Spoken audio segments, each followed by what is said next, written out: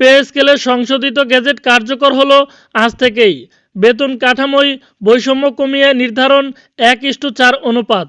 প্রধান উপদেষ্টা। আসসালামু আলাইকুম দর্শক, আপডেট বার্তা চ্যানেলে আপনাকে স্বাগতম। আজকের যুগান্তর পত্রিকায় সরকারি চাকরিজীবীদের জন্য একটা গুরুত্বপূর্ণ নিউজ প্রকাশিত হয়েছে।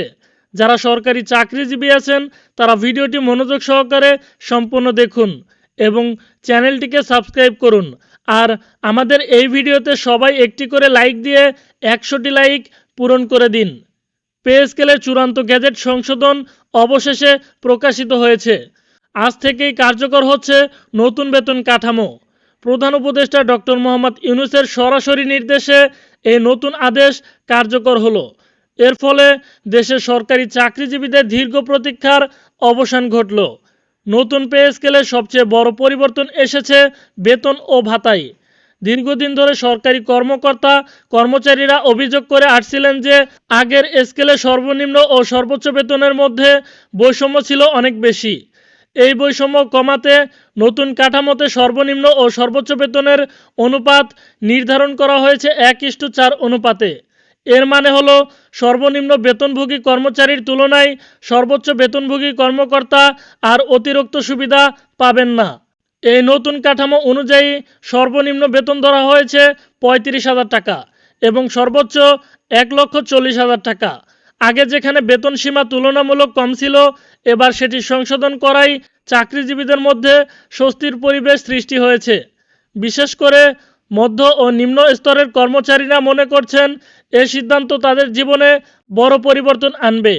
শুধু মূল বেতন নয়, এবার ভাতার ক্ষেত্রেও এসেছে বড় সংস্কার। আগে আলাদাভাবে মহার্ঘ ভাতা দেওয়া হতো, এবার সেটিকে মূল বেতনের সঙ্গে একীভূত করা হয়েছে। এর ফলে শুধু কর্মরত কর্মচারীরাই নয়, ভবিষ্যতে পেনশনাররাও এর সুফল পাবেন।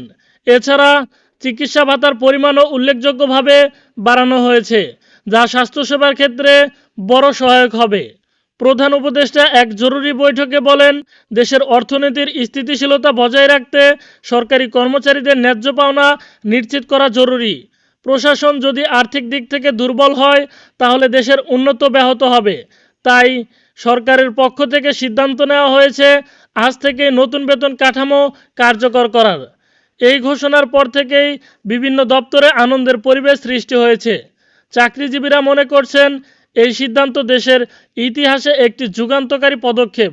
তাদের মতে বেতন ও ভাতার এই সংস্কার শুধু জীবনমান উন্নত করবে না, বরং কর্মক্ষেত্রে নতুন উদ্যম এবং অনুপ্রেরণা যোগাবে। তো দর্শক বন্ধুরা, ভিডিওটি এ পর্যন্তই ছিল। ভিডিওর এ পর্যন্ত এসে যারা এখনও চ্যানেলটি সাবস্ক্রাইব করেননি তারা দয়া করে চ্যানেলটি এখনই সাবস্ক্রাইব করুন। তো সবাই ভালো থাকবেন, সুস্থ থাকবেন।